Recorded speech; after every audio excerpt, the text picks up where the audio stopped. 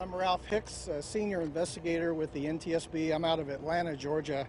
We put together a team here today to start the initial investigation of this accident that occurred yesterday about 3:40 p.m.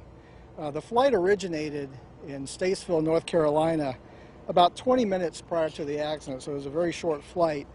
Weather conditions at the time were visual flight rules conditions, good weather basically with calm winds.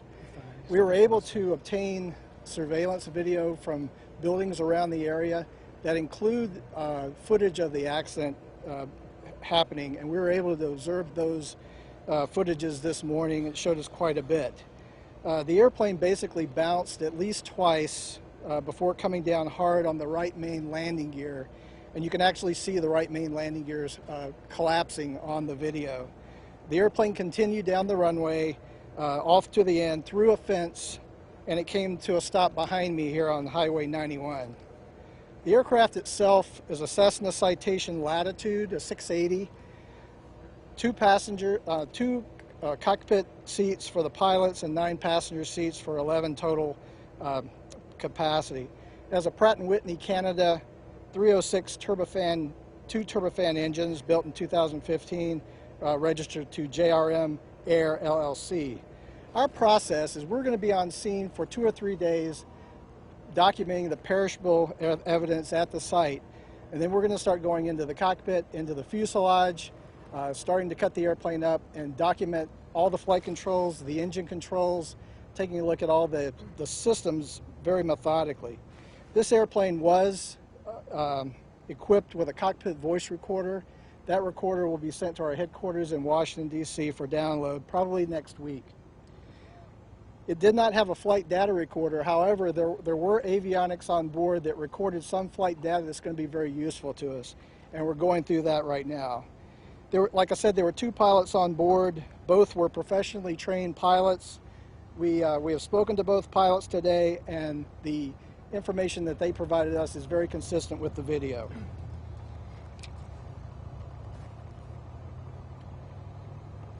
The airport itself, the runway is about 4,500 feet long.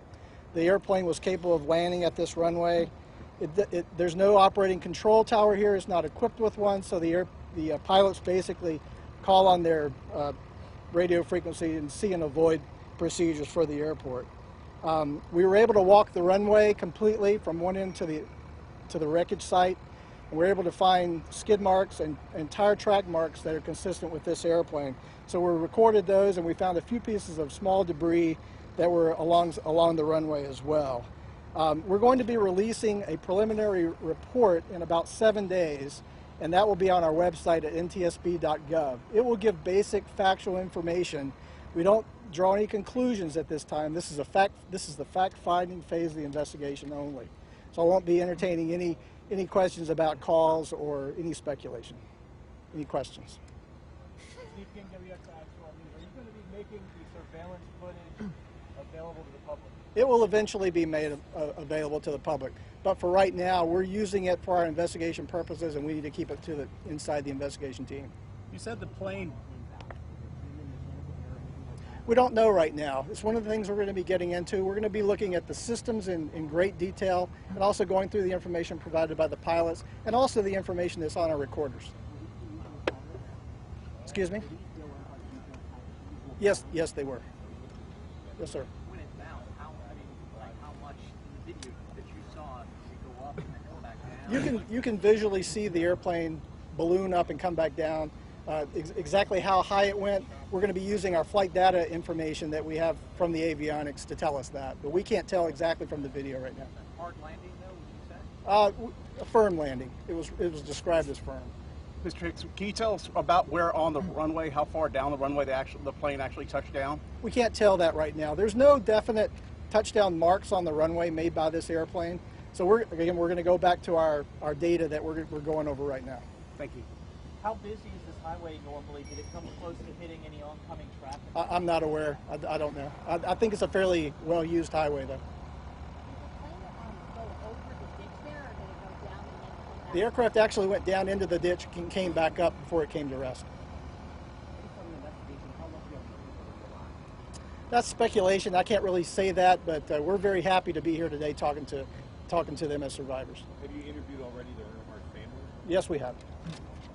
And their comments were consistent with the video. That's all I can say. You can't say how they described it? Do you know how long this will be sitting in the road like this? Probably about 2 days. We have a crew from Griffin, Georgia that's going to disassemble the airplane, take it to another facility where we can do a more detailed layout and examination. And until that takes place, we go through it methodically, system by system, to make sure that we don't corrupt any evidence along the way.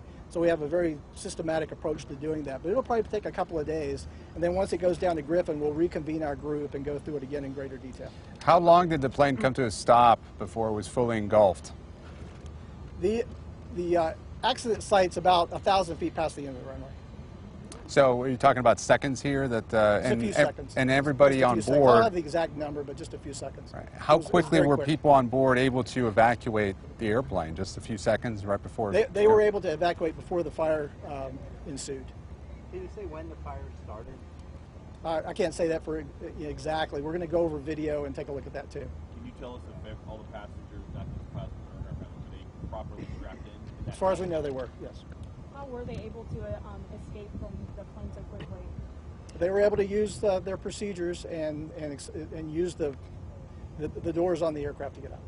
Are we talking like just mere less than a minute or seconds before they, got out? A matter of 1 or 2 minutes, very quickly. Was it on fire before it landed, or did the fire start after landing? It appears that the fire was a post-crash fire. You said they communicate by radio here. Was there any sort of radio about any sort of issues with the plane or the firm landing? No, we're not hearing of any communications that indicate any kind of problem. I'll take one more question. We've seen. How far down the runway did it actually, the initial touchdown? Was it very close to the end? I mean, you said you found some debris.